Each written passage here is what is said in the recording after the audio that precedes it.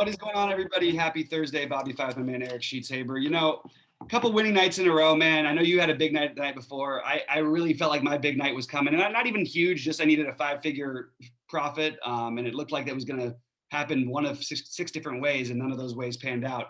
Too many San Diego hitters who got pulled late in the game. I still believe I literally needed like a couple hits out of, I think I needed like 6 or 7 points to win one of the 5K plus scores, but still another good night. The process was right. If you watch the 5 and 5, we nailed a lot of the plays. Soto, I mentioned, was my favorite one-off. He had a monster day. I also mentioned Cooper and Sanchez, who had, those were what you needed to win yesterday. So a little frustrated not to have an even better night, but more than tripling up on your money is never a bad thing in DFS. It's just frustrating when you feel like you got a good chance and you've got 5 innings left and 6 innings left and of 4 hitters and 4-man stacks, 5-man stacks, and just nothing gets there. Always frustrating, but Sheets, how was your night? And then we'll jump into tonight's slate. Yeah, so I cashed in the bigger buy-in tournament last night, which was very, it's always good for me. So did I make money? Yeah, I made a little bit of money on DraftKings. I lost a little bit of money on FanDuel. Nothing particular to report. I mean, some of my, you had just incredible one-offs. I mean, like you talked about Cooper like a bunch of times, and he had 1 billion fantasy points. Yeah, there was a couple. There was a scratch that I had to deal with. I ended up putting a pitcher against my hitter. I hit her against my pitcher by mistake. I put Carlson against Alex Wood. That was kind of the brain freeze of the night. But overall, I have no complaints really about yesterday. Nice. And by the way, as much as we say it's bad to have a hitter against a pitcher on smaller slates, and we'll talk about this when we do a live show later. But yeah, you can obviously do that. Why don't you go ahead and share your screen and we'll go game by game. We do have some weather concerns, which I'll start off with. I'll just mention real quick. It looks pretty bad, but not all terrible. Toronto at Baltimore, and I think it's the kind of game we might know a little bit early on how the weather is. So that might be nice if they don't postpone it or they don't delay it before lock. I feel like that's sort of the initial thoughts. It does look bad for Pittsburgh and New York. Maybe you can speak to this. I know you're a little further away now, but I think it's a dangerous one. That one seems a little dangerous to start off with. So those are the first 2 things that stood out. So you're going to have to bear with me. I will share my screen, but I'm not in my usual. I don't have my usual mojo, so to speak. I have just my one laptop here. So I'm sharing my screen, but I'm going to have to go kind of. So usually what happens, I share my screen and I have another monitor over here where I can look at my stuff. Like here, I can't see my stuff and have this screen shared. We could try. If you want me to, I can share my screen. I have the same situation going on exactly right now. My monitor broke, so I need to get it. I have a new one on. Well, we'll figure it out. I'm not worried about it. All right, so Toronto, Baltimore. So assuming this game plays, we're not going to be using.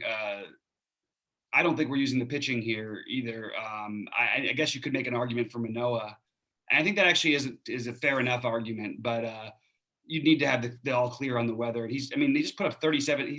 He's been good. He put up 22 against this team last time. So I actually think Manoah is on the list if the weather is. That's what I've got my note as is weather. How about you? Any interest in Manoah if the weather's good? No, I was imagining that I was just going to get to all kinds of hitting here if the weather was good. I wasn't really thinking about Manoah, but should we be? Yeah. He's pitched against his team twice already to have a good game, one game, bad game, the other game. For his last 2 starts, he's put up 37 and 22. He's pitching against Baltimore, and he will be low owned, and he's cheap. And I don't, know what else we're asking for on a slate where Tyler Mahle is going to grade out as probably the SP2, unless you just play Darvish and Scherzer together. So to me, as an SP2, he certainly is in the running. I got all kinds of stuff in pitching today. I'm gonna play. I have like 100. I have like 8 pitchers I could play, and they can't all be 30% owned. So we'll figure that out. I definitely have Manoah in that mix over here. And he's not going to be. I don't think he's going to be anywhere near that owned. Maybe people will catch on later in the day, but that's what I'm saying. You know what exactly. I mean? Like there's going to be somebody that's going to be low owned in this group. Right. But I will also say that I do have Baltimore as my top stack of the day. So we'll wow. Okay. So talk about that a little bit because just on value. You know, I mean, these guys are always cheap, so I'm always going to come up with them. And it's an incredible park. Probably what, third best park in baseball. yeah, So I like both these teams, Baltimore and Toronto. You know, would be full. Obviously, Toronto is going to be just chalk among all chalk, I imagine. If the game plays, so we'll have to again. What's the weather look like now? Is that like legit orange, or where are we at with orange, yellow? Okay. So shout out to Roth, by the way. Every time we say it, I want to make sure give him his props. Santander is the one Baltimore bat that really stands out from a pricing standpoint at 2.3, and Severino at 2.1 as a catching option. But I think that they're going to be really popular, and I don't think this is a good, like, sure, we could pick on the young pitcher. You're seeing him as their third time, all that stuff. There's an argument to be made both ways.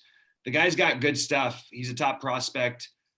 He's got good K upside, and I don't think that this is on even a small slate, a stack that I'm going to get percentages of it at chalk. And I think that on the other side, you're going to have the massive chalk because obviously no one's going to grade better than Toronto. Just like I said last night, I do like them the best, but there are other ways to go. They're the team that I expect to score the most runs, right? So yep, that's pretty safe to say. But I don't necessarily think that means you have to stack them. And it's really interesting. Just last night, if you look at the pieces you had, you really didn't need anybody. You could have won other than Bichette. You could have won with anything else other than Bichette with anything else. You didn't need the Toronto guys, even though they were the best offense last night. Or no, they weren't anyway. At the end, who else scored a bunch of runs? I forget. 10. But anyway, Washington did. But yeah, so I like Toronto quite a bit, and it's the same exact guys. You want the guys, the lefty righty matchups. Gurriel will be the lowest owned of the bunch. So again, I would just suggest getting some shares of him. Grichuk is the better play probably, but they're pretty close and they're batting back to back, I'm guessing, in the order. But yeah, it's going to be hard to not want to play Toronto for me, assuming the weather's a go. And it's the kind of small slate where I would say that if people are really worried about the weather, but I think there's a better chance, I would maybe take a shot there as far as the hitting goes. But we'll see. It's just there's not a lot of stacks that I'm totally in love with on this slate. So do you know anything about Domingo Leyba? Yeah, I mean, I just know that he plays. What about him? Oh no, he's like showing up as a value. That's the only reason I mentioned it. So. Yeah, he does every day. He just is usually announced in the lineup late. I've just never seen him. You know what I mean? Oh, really? Every day I get him as a value. I mean, I don't. That's so funny. But I see him as a value. I think that what happens is you make those are from your early projections, and sometimes you have to adjust those when they announce the actual lineups. That's usually the time when he gets in. Okay. Yeah. But I'm just looking at where he stands in the value thing for me. I don't have him in the top 25. I don't even know if I have him as starting. So we'll see about that one. All right, to Pittsburgh and the Mets. I think both these pitchers are extremely viable. Brubaker is not going to be one that people want to jump to. The kid's young, got talent, sort of in a similar to Manoah-ish way. Hasn't quite flashed the same K upside, but is more consistent. I like Brubaker quite a bit actually as the others spend down, and I think he'll be lower owned as well. So Walker makes sense, but we know this team doesn't strike out a ton. So both these guys are in play for me. I have Brubaker a little bit ahead of Walker at the moment because I'm looking to try and get different on this small slate. Yeah, I have Taijuan Walker. This is obviously really early, like one of the chalky pitchers, that I kind of alluded to. I have him pretty much almost the same as Molly with respect to ownership, but I don't know if that could be. In any case, I think he's fine, but like you said, I mean, he's not really a big K guy. And I do have Brubaker as a decent SB2 value. He's not bad. I mean, that's the bottom line. Right. He's young. He's not bad, and that's that. He's young, not bad at 6,800, and it's not like 6,500, and he's facing not the greatest team in the world. So I definitely think that he is in play here. Also, I did not get too much of the hitting in this game either. Do you like any of the hitting or not? Not really. No. This game again, assuming that there are weather concerns, the only guy who I have on my list is Lindor. Okay. But I do want to point out that just Manoah has a higher K prop than either of these guys do. You have 4.5 K prop for Walker. It feels kind of silly to play him. Yeah. When you think about it like that. But again, there are other ways to think about it. He could obviously pitch, 7 strong innings and get a win here. Yeah. All right, Duffy and Plesac here.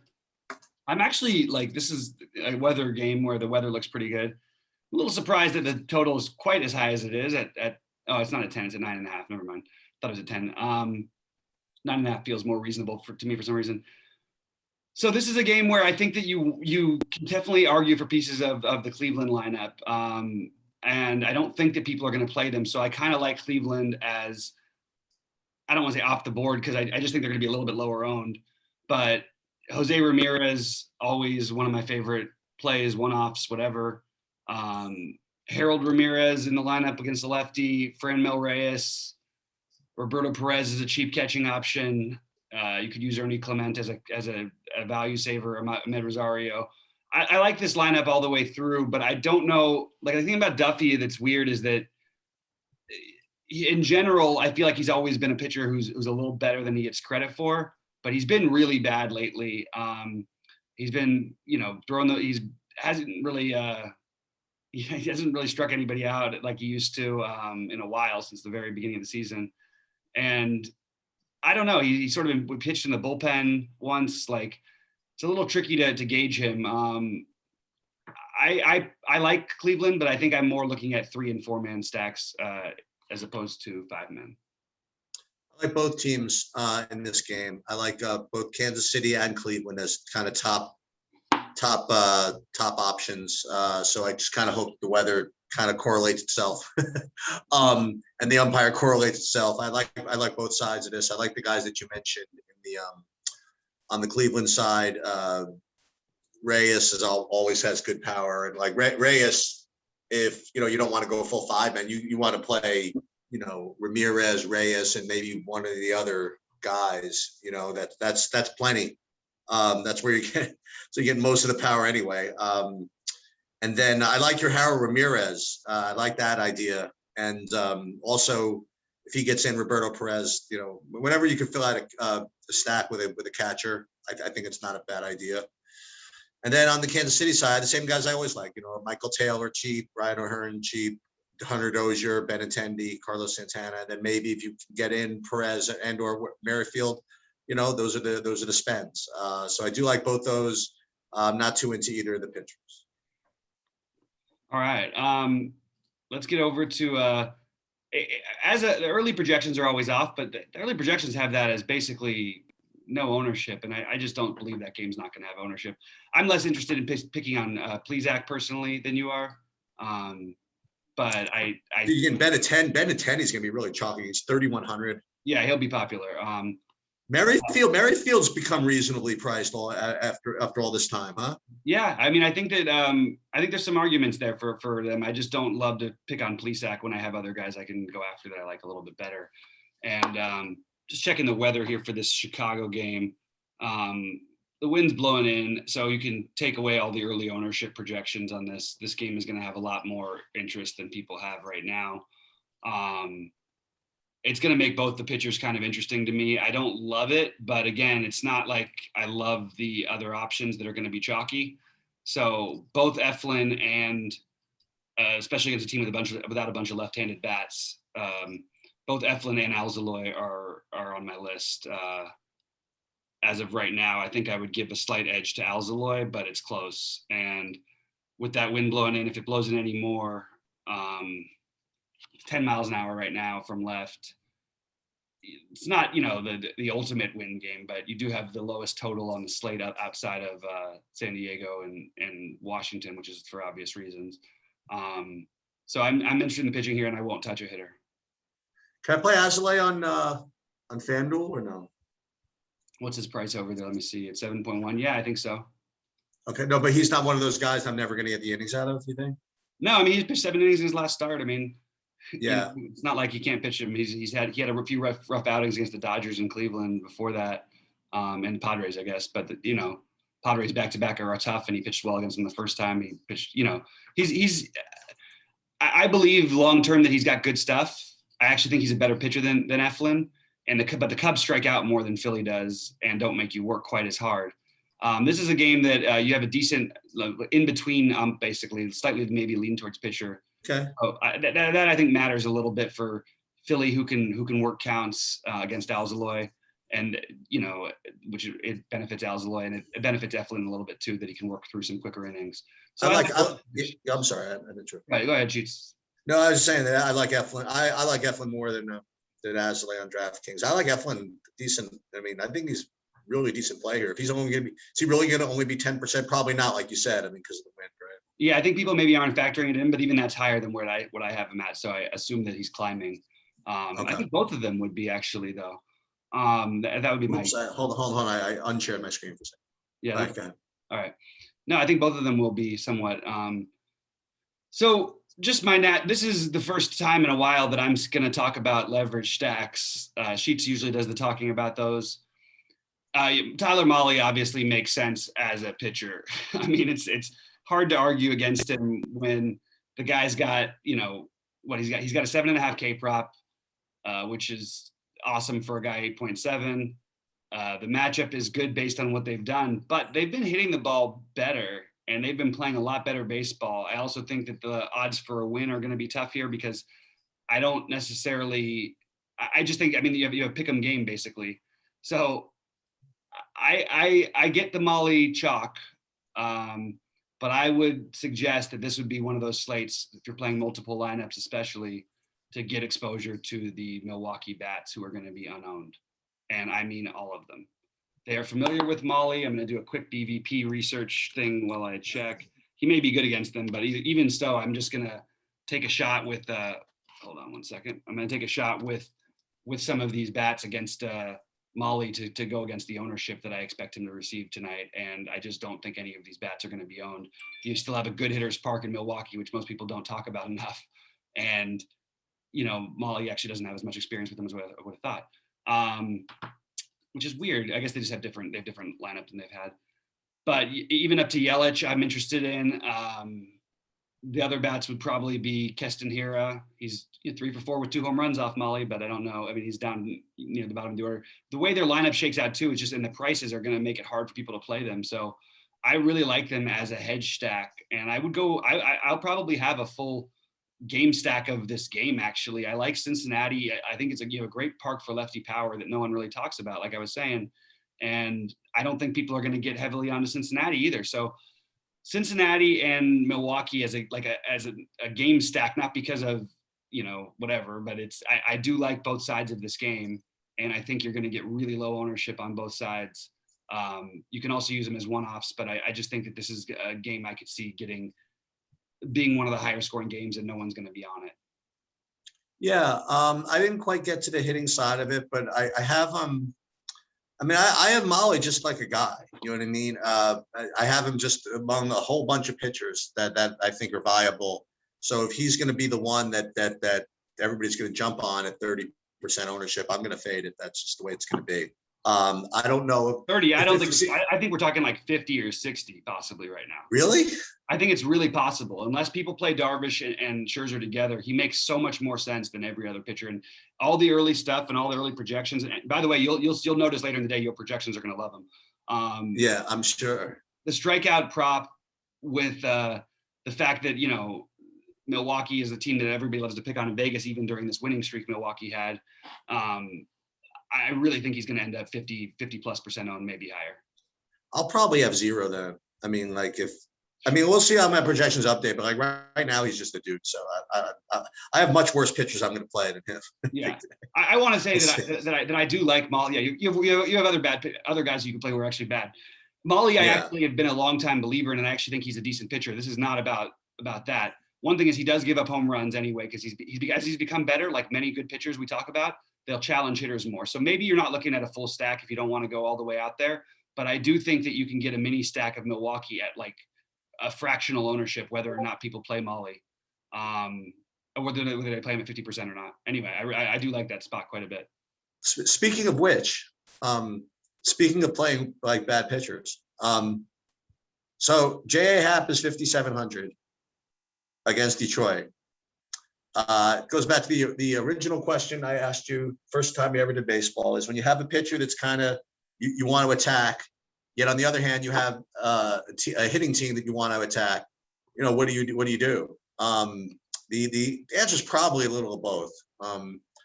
That's probably, you're supposed to play Happ and you're supposed to play some Tigers. That's the way I'm kind of looking at this. Tigers are rating as, and it makes sense. Like Tigers are rating as a good value stack to play, and Happ is rating as, for me, is a good value pitcher to play. And both can fail miserably. I don't think that either of them are going to be particularly high owned. So I have no problem taking stabs at both those ideas. So you can just look at J Happ's numbers this year, okay? And this is literally looking through every game he's pitched. He's had 5 starts of team fantasy points or better, okay? And 3 of those 5 starts were against Cleveland. So okay. That's just one team, you know what I mean, to give it to you. I don't see playing Happ as viable. Okay. Realistically, because I think the players who are 1,000 more than him have just so much higher of a ceiling than he does. Like Manoah, for example. Manoah, we talked about Brubaker, and then I would rather find 2 middling pitchers than drop to a Happ and Scherzer or Darvish personally. Okay. But I get the price. Again, if you got me on a giant slate and I wanted to play Coors and the Blue Jays together or something, and I wanted to double pay down at pitcher, because I don't want to use Happ to try to outscore anybody. I want to use him to be the better scoring of the lower pitchers, because the other guys are going to pitch 3 innings or something. And to get to Toronto, to get to like a full Toronto. Yeah, and maybe, you know, if things break his way, he can put up 20 fantasy points here for sure. Right. But I'm much more interested in well, first of all, this is what I've got, the exact opposite take on this situation, which is interesting. I like Skubal and I like Minnesota. Okay. So that's my difficult decision is I would like to play Minnesota against Skubal. The problem is when you look through the Minnesota lineup, you don't see these lefty crushers like we had Mitch Garver, like we had Josh Donaldson. But you do get cheap guys like, you know, you get Ryan Jeffers as a catching option at 3,400. I mean, look, it's expensive for a catcher, but he's going to probably bat in the middle of the order, and you can get him a part of a stack. And then you can get the low-owned lefty spots. Maybe people will play Kirilloff against Skubal. I don't know. I think that there's going to be popular plays in this game, but it's weird to me that all the projected popular plays outside of Cruz and Polanco are lefties. So we have to even see who gets in the lineup. Maybe it'll be Kepler. Maybe it will be Larnach. You know, I don't know who. I need to see how this lineup shakes out basically before I decide what I'm going to do. If it's as sketchy as it could be, I think I think Skubal is one of those other pitchers, and we'll revisit this at the end, but Skubal is one of those other pitchers who can actually put up a monster game and has the stuff to do it. The bullpen behind him is awful. And, you know, but I'll just say, like, he's pitched 5 innings. He's pitched 4.2 innings or more in every start since the 1st of May, and he hasn't missed a start. He's put up 20 or more in 70% of those starts. He's put up 29s, 31s, real ceiling games. Against Houston, another team that crushes lefties, he put up 28 2 starts ago. The White Sox who crushed lefties, he didn't pitch great, but he did put up, 12 fantasy points. That's a much better team against lefties than Minnesota is at this moment. So he put up 30 against the Yankees earlier this year. Like, he put up 31 against the White Sox earlier this year. He's faced the White Sox a bunch of times. He's pitched against tough teams. This might actually be an easier matchup for him. And I am projecting him for, like, his point projection is so low, and I can't tell you why. I understand that Minnesota's got a high run total, but there's a lot of good art. What I'm leaning towards early in this slate is this might be one of those we do differentiate with pitching. And I mean in both spots if you're going to play Toronto. That might be the way you get around it. You know what I'm saying, Sheets? Yeah. Maybe skipping the pay-ups or playing Skubal. You could play Skubal with one of these other guys. He's going to be low enough owned, but you can get away from all the field if you play a Skubal Manoah lineup or something, or a Skubal Brubaker. You get your 45 points out of them, which is totally possible, maybe even higher. And you skip the 55s or 50 that everybody else has, and you get your Blue Jays to go off, and then you have no ownership. You have the ownership on the Blue Jays, but you don't have any ownership on the pitching. So you can really differentiate yourself, I think, with pitching on this slate is my sort of first look. I agree with that. I do like Minnesota a little bit, but not exceedingly. And Scuba will be the one that you win with that I don't. That'll be just the. Don't say that for sure yet. What if I can sell you on it? We got a whole other thing later. If you're, I don't know if you're. That's true. That's true. I remain open to be. Listen, when I say listen, I am very, very humble about this kind of stuff, and I am going to be playing at least 10% Scooble now. I mean, regardless of what regardless of what I like, it's just the way it is. It's just the way it is, you know. So I am a full-fledged Bobby worshiper of Mooch, you know. So I am going to be playing 10% of stuff like that all the time. Right. But I also inclined to bet 50 cents on Hap straight up against Scooble, even with the $1,500 salary. Since Scooble became a full, yeah, that's fine enough. I'll do that. But I just want to point out, since Scooble's become a starter, not for his overall numbers. I mean, a full starter, because he was pitching like 3 innings, 2 innings before that. He did pitch a 5-inning one at the beginning, but then they sort of were only limiting him. Since then, he's really like, I mean, you've only got like, you've got, you know, I know this is not great, but you got 2 games below 10 fantasy points, and he's projected for 12 today. Like, I don't understand the projections with this guy. I'll tell you the other guy that you averaging mentioned. 21. I'll tell you the other guy that we mentioned a couple of times, who I think is going to be the guy for me. He's going to be my Scooble. I think I'm into that Brubaker. Yeah, I'm interested there as well. Just got to worry about the weather. Yeah. But I hear you with the Brubaker. And again, we don't have all the umpire data in for every game yet, so that might make some difference. We don't have the Minnesota game, for example. But I sort of talked myself and sold myself on the Scooble thing. In fact, if you look at their numbers, other than the consistency, and even the consistency, I mean, well, Scherzer is obviously significantly better, but you look at, you know, over the last month and a half, what Darvish has done outside of a few big games, out of two big games, they've basically been the same. He's basically averaging the same number of points as Scooble. So, and by the way, I don't know what Scooble's K prop is today. Oh, it's 5.5. By the way, well, that is interesting about J-Hap, by the way. 5.5 K prop at 5.7. Pretty much, if your K prop can come close to matching your price, it's a really good price. It's a really good play. With the Scooble thing, I might play 5% J-Hap just to suit you. Let's put it that way. Since you were right about Danny Lee, I have to give you the J-Hap thing. So far with Danny Lee. You're going to need to be like minus 30 to win. So I don't know. We'll see if that happens. That's all right. Hey, look who's in first, by the way. My guy. You know who? Cam Davis. I'll tell you who's not in. I'll tell you who's not in first. Who's that? Kevin Streelman is not in first. Kevin Streelman is definitely not in first. That's unfortunate. No, he's not. All right, here we go. So, Washington, San Diego. It's a weird enough slate, and I've talked about a lot of different things here. I'm going to say this. If no one is going to play Fernando Tatis tonight, and no one is going to play Trent Grisham tonight, I will be that guy. I love Scherzer. Nobody loves and defends Scherzer. It was up till even last year that I would finally admit that DeGrom had surpassed Scherzer. I am a stubborn Scherzer lover. I think he's the best for fantasy that we've had for a while, because he battles when he's pitching for you, and he's cost me a huge tournament. He had his one bad game a couple years ago, cost me 100,000, and I remember all I needed was 25 points from him on FanDuel, which is basically like 3 innings. He got to 30 really quick, and then he gave up a bunch of runs and ended up about even with like 0 points. But Scherzer and Darvish are both great plays. I don't even know any way around it. I will point out that Tyler Mahle has a higher K prop than Yu Darvish does, and he's 8.7 versus 10.4 or 10.2. So you can take that, and also the fact that these guys are all projected to be similarly owned. I think that Darvish and Scherzer will dominate the ownership later. In fact, in cash games, I think you can make a pretty good argument for playing both of them. So we're going to find reasons to get around them. I do think trying to play a hitter on the other side, and those would be Soto, Grisham, Soto, then Grisham, then Tatis for me. You want to try and pick out a home run? That's what you can do, and you can pick on Darvish more than you can pick on Scherzer. He's gonna give up his singles. He's just not gonna give up 5 walks and then a home run or something. It just doesn't happen with him. Darvish can still occasionally get wild. So I like Soto. I like Grisham. and I like Tatis a ton as one-offs on this kind of slate.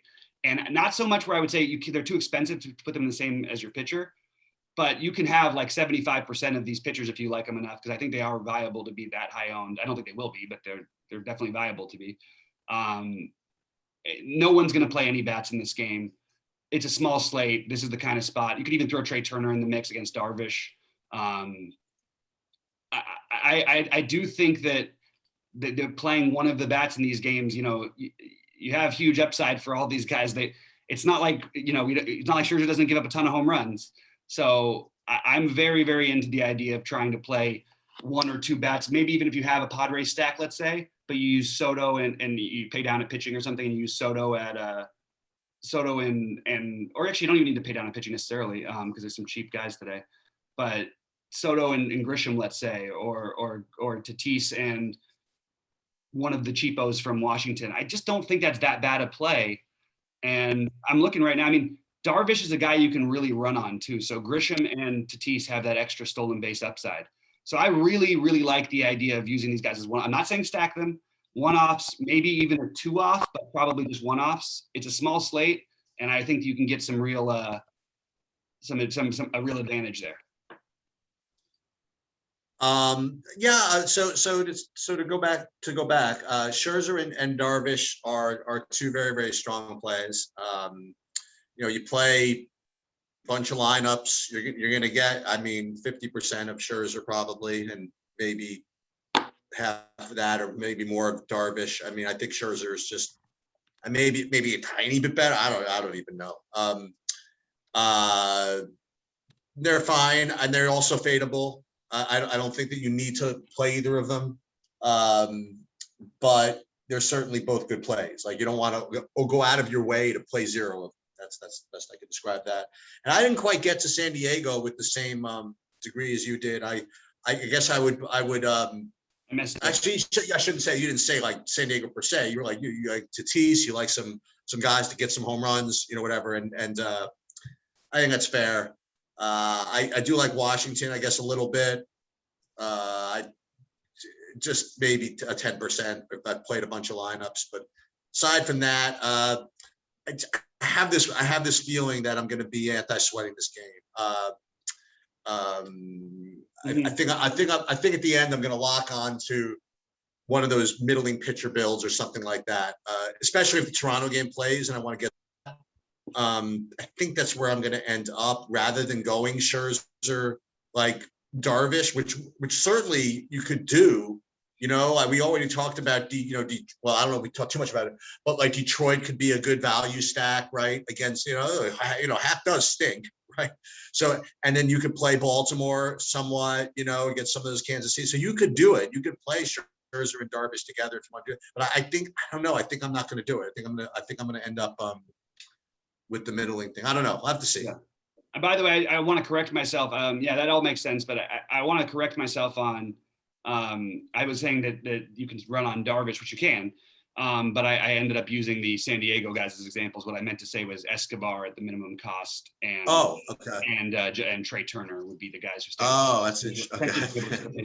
Now you want more than just a stolen base from a guy who's 5.8, so the Turner thing won't make as much sense. But there's power upside too, and these guys can certainly hit any pitcher. So. Soto, Darvish, and Escobar. I don't want stacks. I just want to get a one-off in this game. This is how you try to, you're trying to get different. My favorite stack is as we mentioned, Toronto, contrarian game stack of both sides I like, but I like Milwaukee to get leverage off of the Molly ownership, and Cincinnati. I like both of those sides. So, and then Cleveland and a KC mini stack.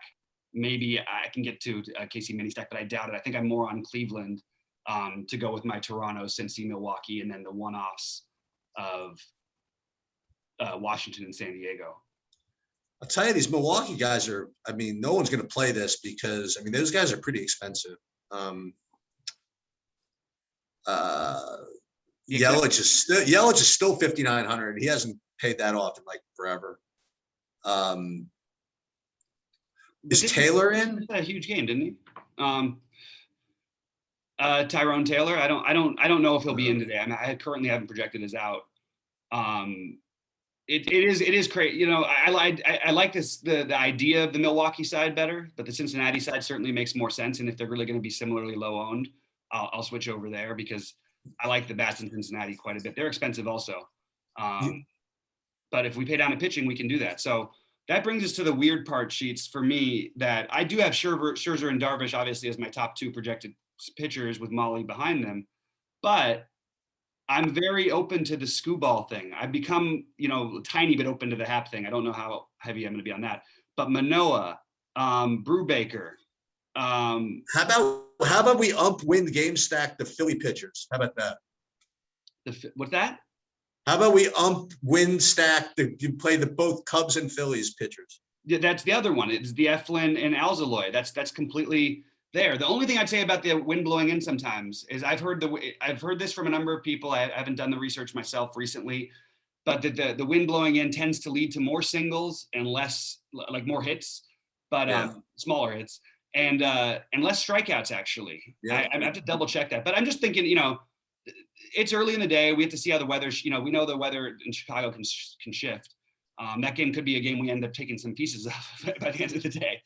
But yeah, it's an interesting little slate. And, you know, we've done well on these, picking out the weird ways to get different on these small slates. And I'd like to keep that going today. So I don't think we had any 5-digit true DFSer last night. But if we do, guys, let us know in Discord. We want to hear about your success. I thought it was going to be me last night.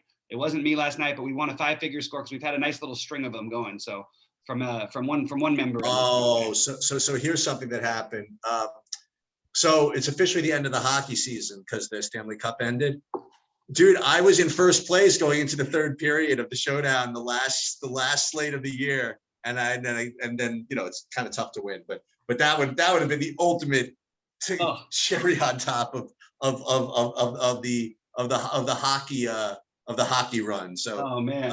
You know what? Good. You know, good for hockey. I'm glad I got into it. And we'll attack it a little more aggressively next year. But, yeah, great job on hockey this year. Yeah. I'll gotta work on pronouncing the names maybe for next year. Yeah. All right. So what we'll do that. You want to review everything? Yeah. All right, guys. Good luck out there, and we'll see you hopefully at the top of the leaderboard.